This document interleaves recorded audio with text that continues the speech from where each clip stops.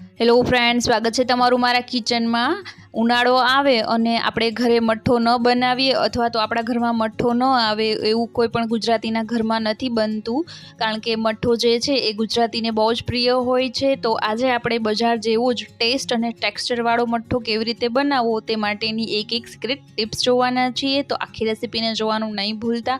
તે રેસીપીને ફોલો કરશો તો તમારો જે મઠ્ઠો છે તે એકદમ બજાર જેવા જ ટેસ્ટ અને ટેક્સચરવાળો બનવાનો છે। અને સાથે જો તમે હજુ સુધી મારી ચેનલને લાઇક શેર અને સબસ્ક્રાઈબ ન કર્યું હોય તો પ્લીઝ લાઇક શેર અને સબસ્ક્રાઈબ પણ જરૂરથી કરી દેજો। તો રેસીપી તરફ આગળ વધીએ।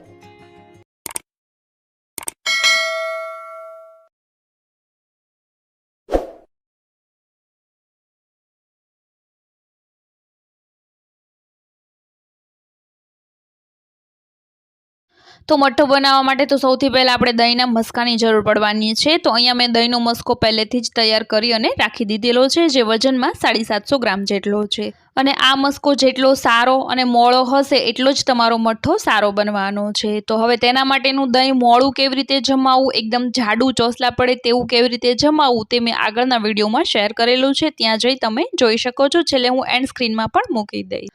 અને ખાસ ધ્યાનમાં રાખવાનું છે કે મઠ્ઠા માટેનું જે દહીં હોય એ એકદમ મોળું હોય એવું લેવાનું છે, તો જ આપણો જે મઠ્ઠો છે એકદમ સારો બનશે। અને મસ્કો બનાવવા માટે આ રીતે એકદમ પાતળું કપડું લેવાનું છે, જેથી જેનું દહીંનું પાણી હોય તે બધું જ તેમાંથી નીકળી જાય। તો આ રીતે પાતળા કપડામાં થોડું ભીનું કરી અને બધું જ દહીં આપણે તેમાં એડ કરી દેવાનું છે। અને હવે આપણે આ દહીંને ફ્રીઝમાં રાખવાનું છે। નીચે ભાત ઓસાવાનું અથવા તો કોઈ કાણાવાળું છીબું કે વાસણ રાખી દેવાનું અને તેના નીચે આ રીતનું એક બાઉલ રાખી દેવાનું, જેથી જે દહીંનું પાણી હોય એ બધું જ તેમાં નીતરી જાય। પરંતુ ખાસ ધ્યાનમાં રાખજો કે તેને ફ્રીઝમાં આખી રાત માટે અથવા તો 7 થી 9 કલાક જેટલો રાખવાનો છે, જેથી એ ખટાશ ન પકડે। તો આ દહીંને મેં આખી રાત ફ્રીઝમાં રાખ્યું, એટલે આ રીતનો એકદમ સરસ મજાનો થીક એવો મસ્કો રેડી થઈ ગયો છે। તો હવે આપણે આગળની પ્રોસેસને શરૂ કરીએ। તો પાઇનેપલ મઠ્ઠો છે, તો અહીંયા સૌથી પહેલાં મેં એક પાઇનેપલ લીધેલું છે। અત્યારે અહીંયા મેં ફ્રેશ પાઇનેપલનો ઉપયોગ કર્યો છે, પરંતુ તમારી પાસે કે તમારી આજુબાજુમાં ફ્રેશ પાઇનેપલ અવેલેબલ ન હોય તો બજારમાં જે પાઇનેપલનું કેન મળે છે તેનો પણ તમે ઉપયોગ કરી શકો છો। તો આ બધું જ પાઇનેપલનો આપણે ઉપયોગ નહીં થાય, તો એમાં ફક્ત અડધું પાઇનેપલ અથવા તો વજનમાં 250 ગ્રામ જેટલું પાઇનેપલ અત્યારે આપણે લઈ લેવાનું છે, પરંતુ જો તમને વધારે ભાવતું હોય તો પાઇનેપલનું પ્રમાણ થોડું વધારે પણ રાખી શકો છો। તો હવે આપણે આ પાઇનેપલના ઝીણા ઝીણા ટુકડા કરી લેવાના છે। તો હવે અહીંયા આપણે એક પેન લઈ લઈશું અને જે પાઇનેપલના કટકા કરીને રાખેલા તેને તેમાં એડ કરી દેવાનું છે। અને જે ગેસની ફ્લેમ હોય તે એકદમ ધીમી રાખવાની છે। અને સાથે જ અહીંયા એક અડધા કપ જેટલી ખાંડ લઈ લેવાની છે। અને ખાંડ અને પાઇનેપલને સારી રીતે મિક્સ કરી અને તેને ચલાવતા રહેવાનું છે। ગેસની જે ફ્લેમ છે એકદમ સ્લો રાખવાની છે। આ પ્રોસેસ કરવાનું કારણ મેઇન એ છે, અને સૌથી પહેલી ટિપ્સ પણ એ છે કે તેને ગેસ પર ખાંડ સાથે આ રીતે થોડી વાર ચડવા દેશું તો તેની જે ફ્લેવર છે એ ખાંડવાળા સિરપમાં સૌથી વધારે સ્ટ્રોંગલી આવે છે। અને સાથે જ આપણું જે પાઇનેપલ હોય એ એકદમ સોફ્ટ થઈ જાય છે। જો તમે કાચું જ પાઇનેપલ નાખો તો એની ફ્લેવર એટલી મઠ્ઠામાં નથી બેસતી અને જમવામાં પણ થોડું કચકચ જેવું થાય છે, કાચું લાગે છે। પરંતુ આ રીતે તેને ખાંડમાં થોડી વાર ગેસ પર રાખશો તો તેની જે ફ્લેવર છે એ વધારે સ્ટ્રોંગલી મઠ્ઠામાં આવે છે અને પાઇનેપલ પણ થોડું સોફ્ટ થાય છે, તો જમવામાં પણ મજા આવે છે। અને જે એની ફ્લેવર છે તે એકદમ બજાર જેવી જ આવે છે।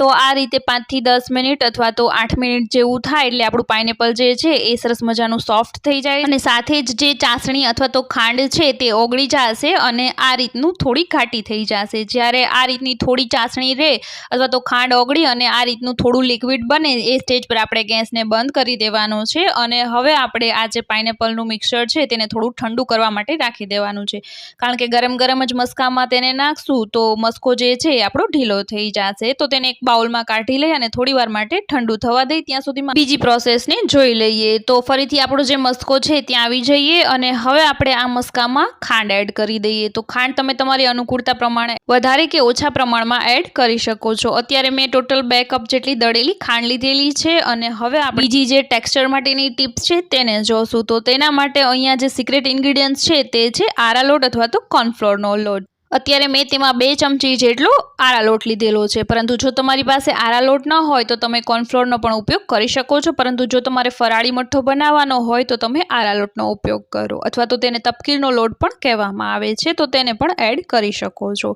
હવે આ તપકીર અથવા તો કોર્નફ્લોર નાખવાનું કારણ એ છે કે જે દહીંનો મસ્કો સારો તૈયાર થાય, પરંતુ જેવી ખાંડ નાખીએ એટલે એ થોડો ઢીલો થઈ જાય મસ્કો, કારણ કે ખાંડમાંથી પાણી છૂટે છે, તો એ પાણીને ચૂસી લે છે. આજે આરા લોટ અથવા તો કોર્નફ્લોર અથવા તો તપકીરનો લોટ તમે કોઈ પણ ઉપયોગ કરી શકો છો. તેને નાખવાથી આપણો જે મઠ્ઠો છે એકદમ થીક રહે છે અને ખાંડનું પાણી નથી થતું, અને જે પાણી થાય એ ચૂસી લે છે. તો હવે ખાંડ અને આ લોટને સારી રીતે આપણે તેમાં મિક્સ કરી દેવાનું છે, અને આ રીતે મિક્સ કરશું તો થોડા ગઠ્ઠા તો રહી જ જશે. માટે બજાર જેવું ટેક્સચર લાવવા માટે આપણે તેને કોઈ આ રીતની ચારણી અથવા તો મોટી કાણાવાળી જાળીમાં આ રીતે થોડું ચમચીથી મદદથી તેને ચાળી લેવાનું છે. એટલે એ ચડાઈને આવશે તો બધા જ જે ખાંડ અને લોટના ગઠ્ઠા હોય અથવા તો દહીંના મોટા મોટા ચંક્સ રહી ગયા હોય તો એ સારી રીતે ભાંગી જશે, અને એનું જે ટેક્સચર છે એકદમ સરસ ક્રીમી આવી જશે.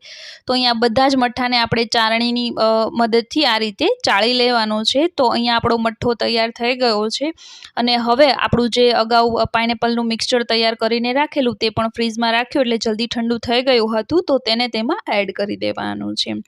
અને સાથે જ થોડા ક્રન્ચીનેસ માટે હું કાચું પાઇનેપલના ટુકડા પણ એડ કરું છું. જો તમારે કાચા એડ ન કરવા હોય તો તમે ટોટલી સ્કીપ પણ કરી શકો છો.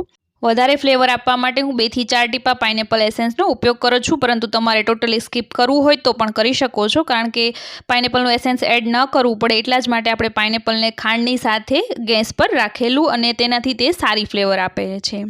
અને હવે છેલ્લે ક્રીમી ટેક્સચર આપવા માટે આપણે તેમાં મલાઈ એડ કરવાની છે. અહીંયા મેં અત્યારે અમૂલનું જે ફ્રેશ ક્રીમ આવે છે તે એડ કરેલું છે, પરંતુ તમારી પાસે એ ન હોય તો તમે ઘરની મલાઈને પણ એડ કરી શકો છો. તેને મિક્સચરમાં થોડી ફેરવી લેવાની, એટલે આ રીતનું તેનું ટેક્સચર આવી જશે. તો અત્યારે મેં 1/3 કપ જેટલી તેમાં મલાઈ એડ કરેલી છે. તમે વધારે કે ઓછા પ્રમાણમાં પણ એડ કરી શકો છો. તો તેને પણ સારી રીતે ચલાવી અને મિક્સ કરી દઈશું, અને હવે આપણો આ જે મઠ્ઠો છે રેડી થઈ ગયો છે, જેને 2 થી 3 કલાક આપણે ફ્રીઝમાં રાખી દેવાનો છે. તો 2 થી 3 કલાક બાદ આપણો એકદમ સરસ ટેસ્ટ અને ટેક્સચરવાળો, બજાર કરતાં પણ વધારે સારો, સોફ્ટ, ક્રીમી અને એકદમ ચોખ્ખો મઠ્ઠો તૈયાર થઈ ગયો છે, અને એ પણ ઓછી પ્રાઇઝમાં. તો તમે પણ આ ઉનાળામાં આ રેસીપીને એકવાર ચોક્કસથી ટ્રાય કરજો. અને જો તમને મારી રેસીપીઓ ગમતી હોય અને હજુ સુધી જો તમે મારી ચેનલને લાઇક, શેર અને સબસ્ક્રાઈબ ન કર્યું હોય તો પ્લીઝ લાઇક, શેર અને સબસ્ક્રાઈબ પણ જરૂરથી કરી દેજો. તો ફરી મળીશું એક નવી રેસીપીની સાથે.